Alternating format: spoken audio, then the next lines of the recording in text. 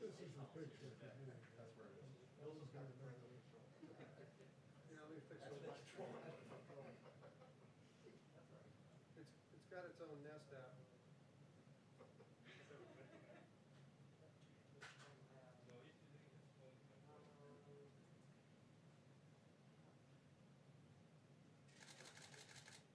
Nice try.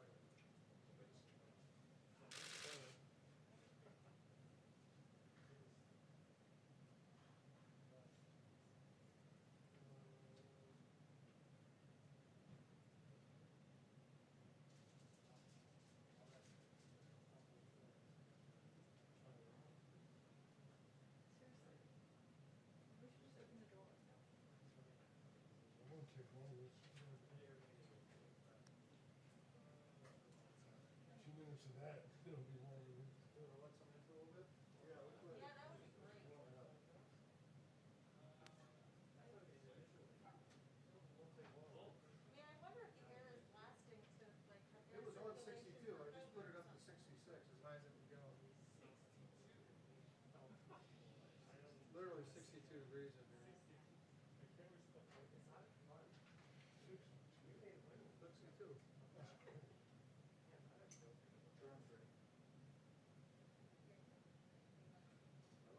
Let's not eat ice cream, I'm warm. What about the fences? Fall out.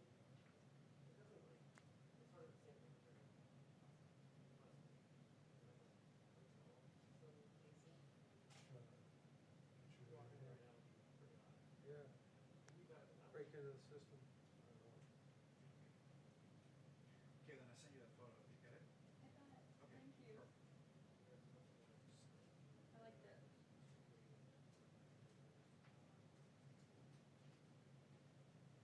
Did you take any pictures?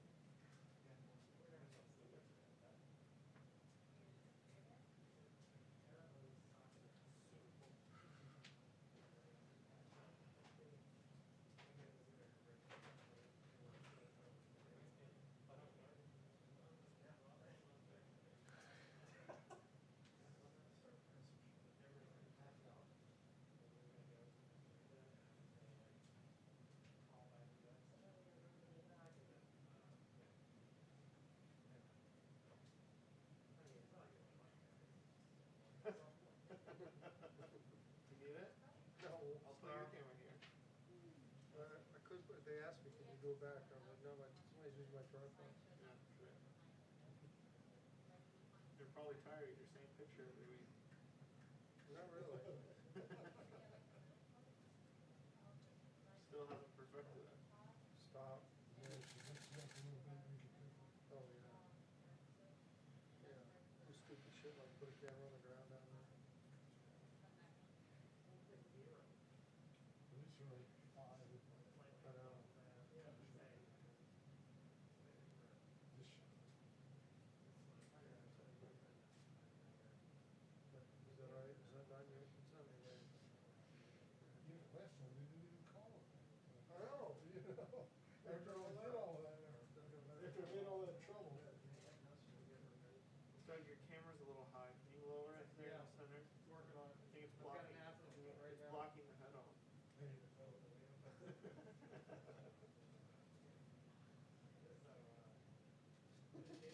It's definitely in the way. it's just an element in the frame now. Right. Makes it all look newsy. That's what you want to call it. I like it.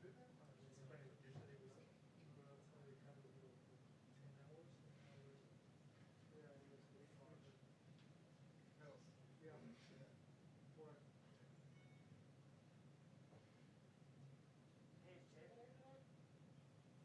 Yeah, Yes? he's over in the back. Oh, I have the video for you, I forgot. Which video? I'll come I over just there sent it to him. later. Great. I just sent him the video.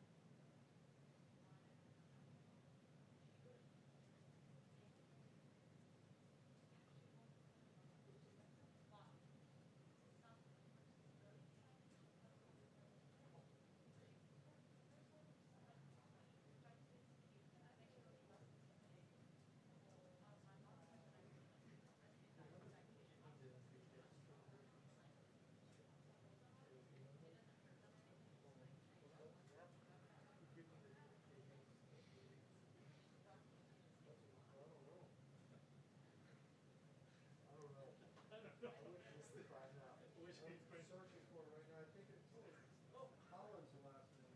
2-minute warning. Dude, we should. Let's go. Keep your questions short as well.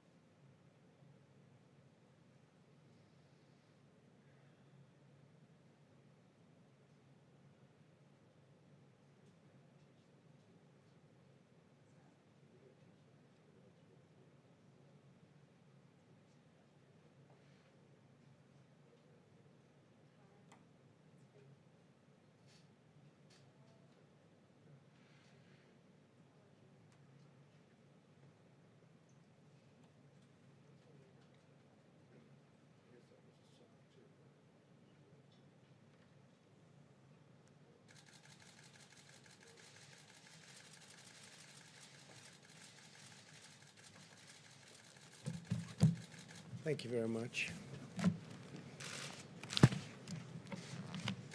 Today, my administration has taken a momentous step toward achieving American pharmaceutical independence. Very, very big step.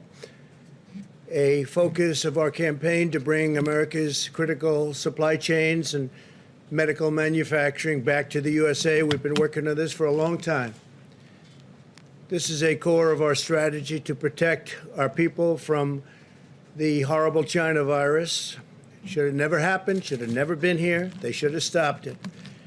In the decades before I took office, foreign nations were allowed to freely plunder our factories and loot our industries, take our business out of the United States.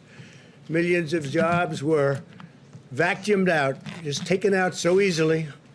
Our politicians let that happen, and our communities were stripped and shipped in many cases to China and all over the world, countries all over the world. Nearly 4 years ago, we launched a bold effort to revitalize American manufacturing, enact fair trade deals, and bring our industries back home where they belong. When the China virus landed on our shores, it became clearer than ever before that restoring American manufacturing is a core matter of national security. We must never be reliant on a foreign nation for America's medical or other needs, and that includes many other needs. I just want to say that Pfizer just announced a little while ago that they're combining phase 2 and phase 3 trials, and the vaccine looks like it's really heading in a very rapid direction, a very positive direction. First time that's happened, and they're many months ahead of any other trial. There's never been anything like it. So it's the fastest ever, and to me, it's very exciting. Today, I'm proud to announce one of the most important deals in the history of U.S. pharmaceutical industries. My administration has reached a historic agreement with a great American company. You remember this company? It's called, from the good old camera age, the old days, to begin producing critical pharmaceutical ingredients. It's called Kodak.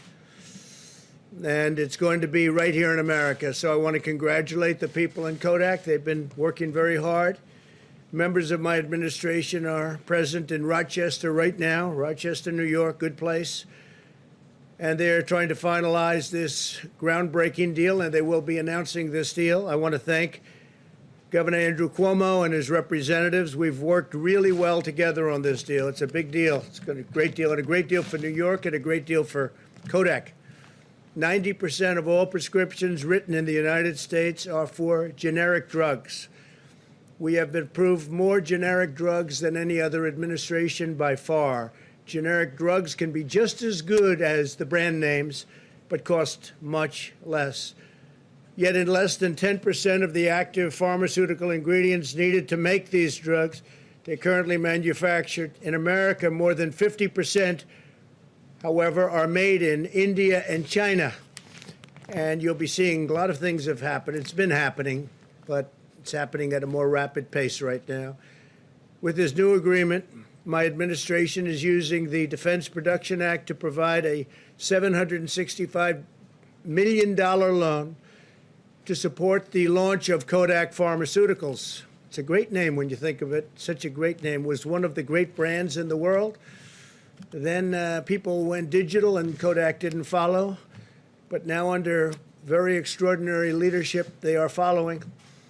And they're doing something that's a different field, and it's a field that they've really hired some of the best people in the world to be taking care of that company and watching that company, watching over it. But it's a breakthrough in bringing pharmaceutical manufacturing back to the United States. Under this contract, our 33rd use of the Defense Production Act. Remember when you were saying, I didn't use it enough, I didn't use it enough? And now you heard it's the 33rd use. We don't talk about it all the time. We used it, and we used it as a little bit of a threat, frankly, with certain companies that weren't doing as we were asking them to do, and it came through as both a threat and a usage. But this is our 33rd use of the Defense Production Act. Kodak will now produce generic active pharmaceutical ingredients, which is a big deal. Using advanced manufacturing techniques, Kodak will also make the key starting materials that are the building blocks for many drugs in a manner that is both cost competitive and environmentally safe. We'll be competitive with almost all countries and soon with all countries.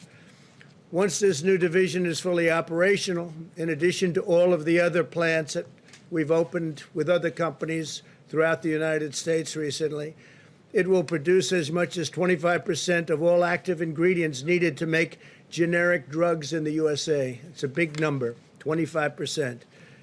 This agreement will directly create 360 new jobs at Kodak's factory in Rochester. That's just in the initial phase. And in Minneapolis, a place I have gotten to know very well, and it's a great place. And I'm very happy that we're able to help them with the problems that they've had recently. The National Guard, I want to thank the National Guard, both state and beyond. I want to thank them for the incredible job. They went in and they did some beautiful job. They cleaned it up. You didn't hear about the problems anymore. And indirectly, we created thousands more jobs all across our pharmaceutical supply chains. We have now been building a very big pharmaceutical supply chain, not only coming out of China, coming out of other countries also. I want to thank Peter Navarro, Adam Bowler, and Admiral Polovchek for their tremendous work to make this deal possible. Today's action is our latest step to build the greatest medical arsenal in history. We'll be able to do that through the Defense Production Act and other authorities. We have invested more than $3 billion in our nation's industrial base. We've contracted with companies such as Ford, General Motors, Philips, and General Electric to produce more than 200,000 ventilators by the end of this year, nearly 7 times more than we would ever do in a typical year. We've contracted with Honeywell, 3M, O&M, Halyard, Moldex, and Lidl to increase U.S. production of N95 masks, and we've brought it from less than 40 million a month to over 100 million a month by August, and we'll have 160 million in a very short while, 160 million a month. That's many times what we used to do. If you go back 2 years ago, many, many times. We're increasing domestic production of gloves by 1,000%. It's 1,000%. We will be manufacturing 450 million gloves annually by next year. We're finalizing contracts with our textile industry to make gowns in America with American fabric, which makes a lot of our businesses happy that produce the fabric. We have 13 million reusable gowns in the stockpile, and we'll continue to grow that number to 72 million this fall, which is a rapid escalation indeed. We made major investments in new rapid point-of-care tests. So we have, there's nothing like the rapid point where you get your answer in 5 minutes to 15 minutes to maybe 20, 25 minutes at the max. And we're already at about a 50% level, and we're bringing it up very substantially from there. We're growing domestic production from less than 250,000 test kits per month in May to 8 million test kits per month. There is nothing like this that has ever taken place anywhere in the world or close. Through our partnership with Puritan Manufacturing in the state of Maine, great state, we've increased production of test swabs from 30 million per month in June to 56 million per month now. As you remember, I went to Maine. I went to the plant where they do this. It was incredible. It was a great experience. And we'll produce over 100 million swabs per month by January. We've dramatically ramped up production of materials needed for a vaccine and are on track to rapidly produce 100 million doses as soon as a vaccine is approved, which could be very, very soon, and 500 million doses shortly thereafter. So we'll have 500 million doses. And logistically, we're using our military, our great military, a group of people, their whole life is based around logistics and bringing things to and from locations, and they'll be able to take care of this locationally and bringing it where it has to go very, very quickly. They're all mobilized. It's been fully set up. A very, very talented general is in charge, and when we have that vaccine, it will be discharged and taken care of. It'll be a very, very rapid process all over the country. And perhaps we'll be supplying a lot of the vaccine to other parts of the world like we do with ventilators and other things that we all of a sudden have become very good at making. When the China virus struck our nation, we mobilized the entire government and the private sector to acquire, source, and deliver life-saving supplies. HHS, FEMA, and the private sector combined have coordinated the delivery of more than 196 million N95 respirators, 815 million surgical masks, 20 million gloves, 34 million face shields, and 354 million gowns. That's a lot of gowns. Last week, FEMA completed a second shipment of personal protective equipment to over 15,000 nursing homes in the United States. Our big focus has been on nursing homes and senior citizens. As you know, that's where we want to take care. We have to take care of the most vulnerable, especially if they have a medical difficulty, a medical problem, in particular heart or diabetes, which provided a total of 1.2 million pairs of protective eyewear, 14 million masks, 66 million pairs of gloves, and 13 million gowns. We have replenished the long-neglected national stockpile. In January, the stockpile had 17.9 million N95 masks. Today, the stockpile has over 50 million N95 masks, and we'll be doubling that in a very short period of time, and then doubling that number. We've shipped more than 14,000 ventilators to areas of need across the country, and we've more than 75,000 available to deploy. Not a single American who has needed a ventilator has been denied a ventilator. And if you remember, early on when we were first hit with the virus, ventilators were very hard to come by. And now we're the largest maker anywhere in the world by far. And not only are we fully supplied and stocked, but we're helping other nations because ventilators are hard to build and hard to get. This is just the beginning. In the coming months, we will continue the largest onshoring campaign in American history.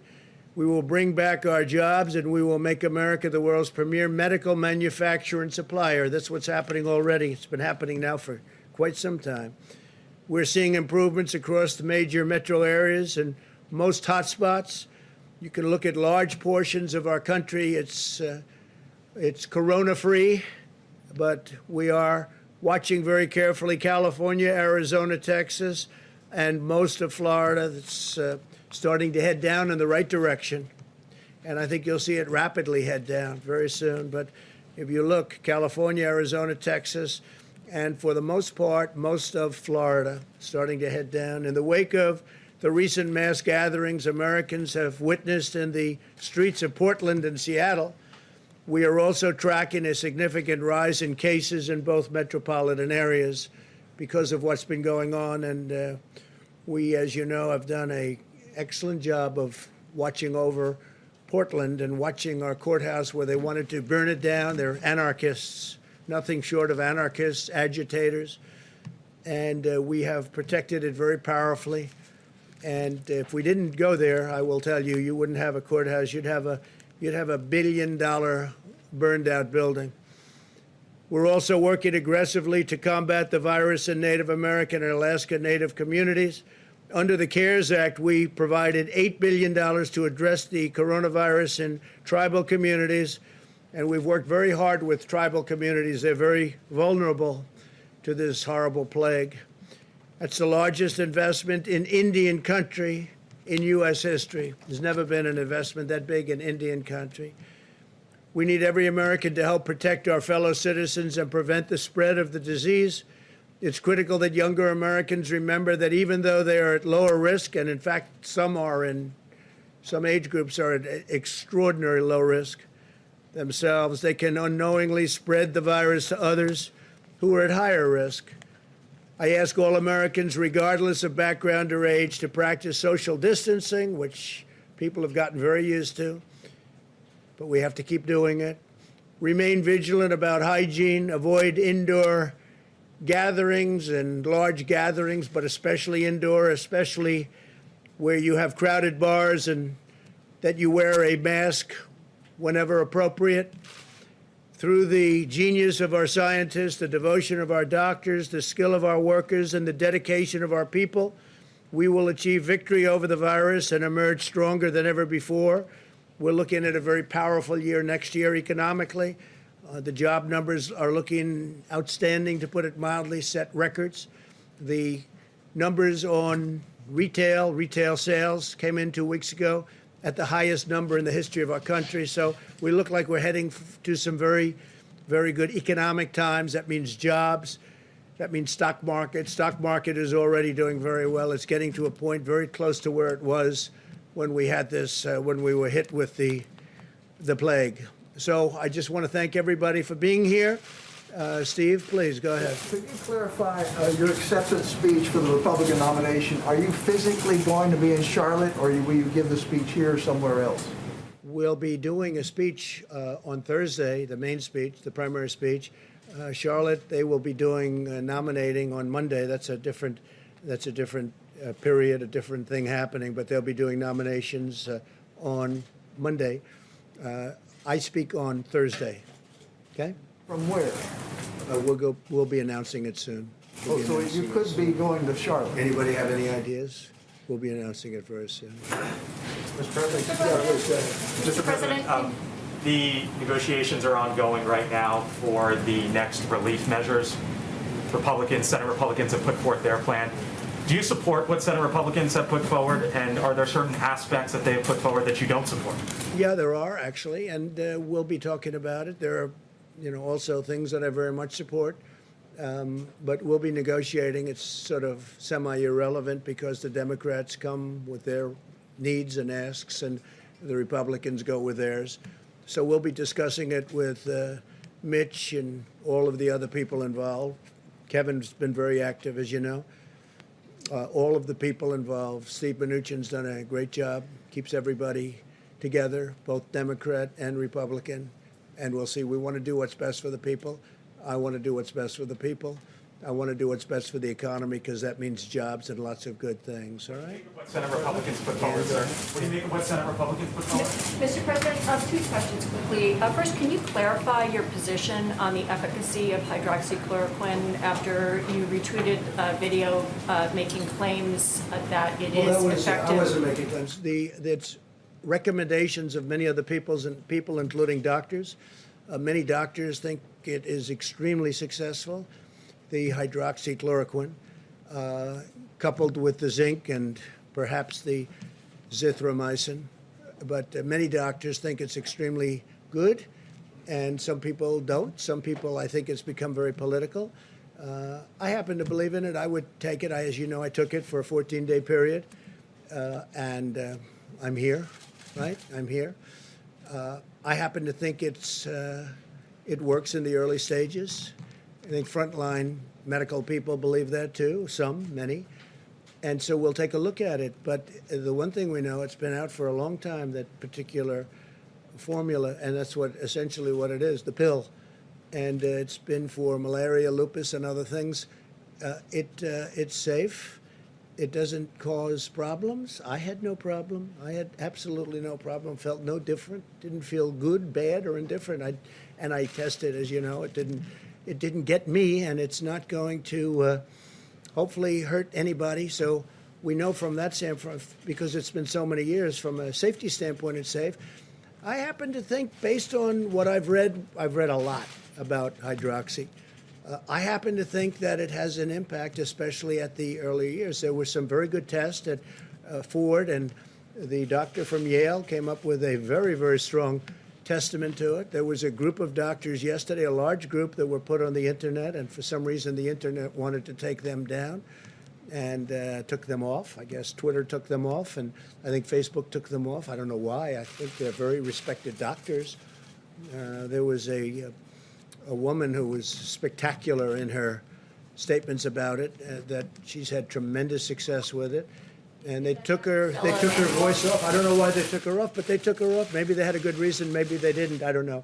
I can only say that from my standpoint, and based on a lot of reading and a lot of knowledge about it, I think it could have a very positive impact in the early stages.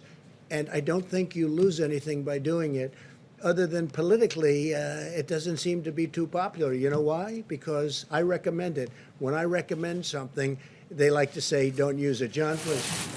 On that note, Mr. President, last night in tweets that were deleted by Twitter, you said that Dr. Fauci misled the country about hydroxychloroquine. How so? No, not at all. I don't even know what his stance is on it. I was just, he was at the task force meeting a little while ago. I have a very good relationship with Dr. Fauci. It's sort of interesting. We've listened to Dr. Fauci. I haven't always agreed with him, and that's, I think, pretty standard. That's okay. He did not want us to ban put up the ban to China when China was heavily infected very badly, Wuhan. He didn't want to do that, and I did, and other things. And he told me I was right, and he told me I saved tens of thousands of lives, which was generous. But it's, I think it's fact. Then I did the ban on Europe. But I get along with him very well, and I agree with a lot of what he said. So, it's interesting. He's got a very good approval rating, and I like that. It's good. Because remember, he's working for this administration. He's working with us, John. We could have gotten other people. We could have gotten somebody else. It didn't have to be Dr. Fauci. He's working with our administration. And for the most part, we've done pretty much what he and others, Dr. Birx and others who are terrific, recommended.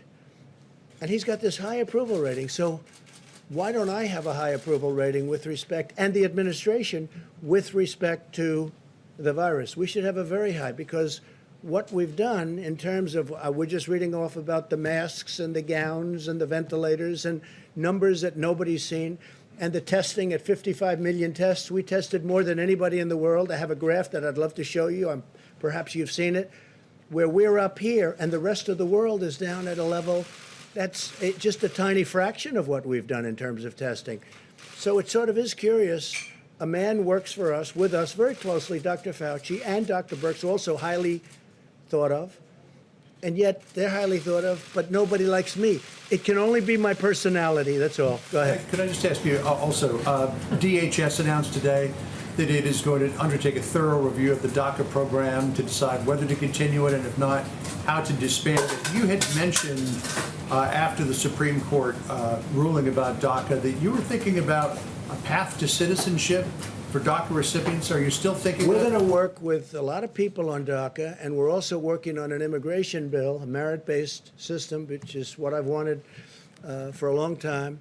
That decision was an interesting decision because it gave the president, as a president, more power than many people thought the president had. So the president is now, which happens to be me, in a position where I can do an immigration bill and a health care bill and some other bills, and you've seen some of them come along.